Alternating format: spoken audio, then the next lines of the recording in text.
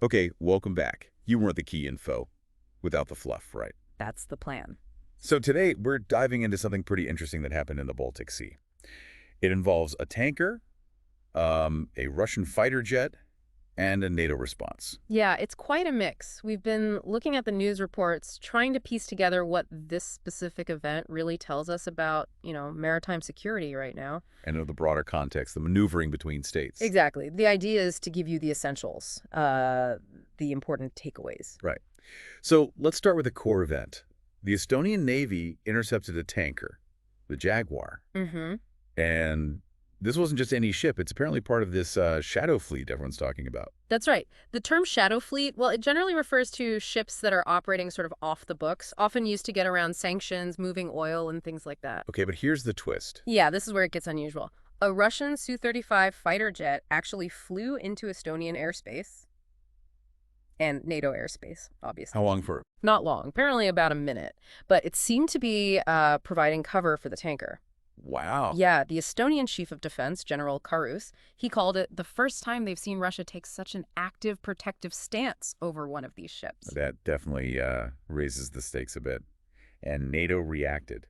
They did. Portuguese F-16s, which are based nearby for the Baltic Air Policing mission, they were scrambled, flew a reconnaissance mission. So direct interaction, Yeah. sea and air. Pretty much. It shows how quickly things can escalate, or at least interact. Now, this tanker, the Jaguar, it had its own issues, right? The flag.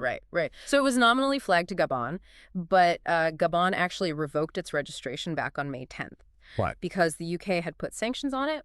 So its legal status was, let's say, murky at best when this happened. And when it entered Estonia's exclusive economic zone, what did Estonia do? You said they intercepted it. They did. They approached it in their EEZ. That's the zone extending out 200 nautical miles where they have resource rights and some jurisdiction. But they didn't actually board it.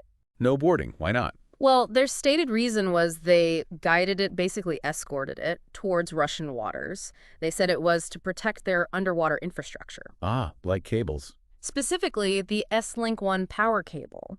Seems they were worried about potential damage or interference. Which makes sense given recent events. Estonia's had issues with undersea cables lately, haven't they? They have. So there's a heightened sensitivity there. You see the tension enforcing rules versus protecting critical infrastructure. And maybe, just maybe, Russia testing the waters, so to speak, with these tactics. Estonia certainly seemed to take it seriously. What was the diplomatic fallout? Oh, yeah. They summoned the Russian Chargé d'Affaires in Tallinn, issued a formal diplomatic note, a protest. And their foreign minister. Margus Sakna, he was quoted saying this airspace violation, linked to defending a shadow fleet tanker, poses a serious threat Russia poses to NATO as a whole. Strong words. It sounds like this isn't happening in a vacuum then. Estonia's been watching these shadow fleet ships. Definitely. They mentioned they've increased monitoring significantly. Since June, apparently checked documents for over 450 ships, actually inspected 7 of them, found forgeries too. Any specific examples? They mentioned detaining a ship called Kiwala back in April. It was heading for Russia under sanctions from Canada, the EU, Switzerland, the UK, quite the list. Its crew was Chinese and Mauritanian, interestingly. So yes, it points to a, ongoing pattern. A sustained effort to get around sanctions. So what's the bigger picture? What are, say, the EU or others doing?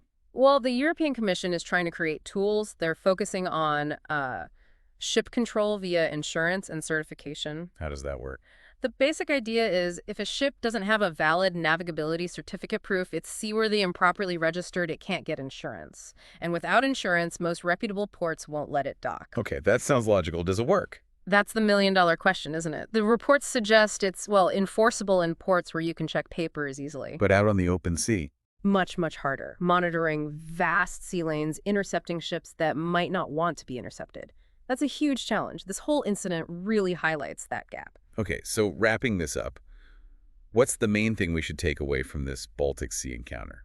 I think it's a really concrete example of just how complicated and, frankly, potentially volatile things are. You've got sanctions enforcement, maritime security, national interests, critical infrastructure. And now Russian air power directly involved, even briefly. Exactly. That's the new wrinkle here. It adds a layer of potential escalation we haven't really seen before in this context. So something for you to think about. What are the implications of these shadow fleets operating so brazenly? And how can countries actually work together effectively to manage this kind of traffic and enforce the rules, especially when things get tense? Yeah, it's a complex web, no easy answers in sight.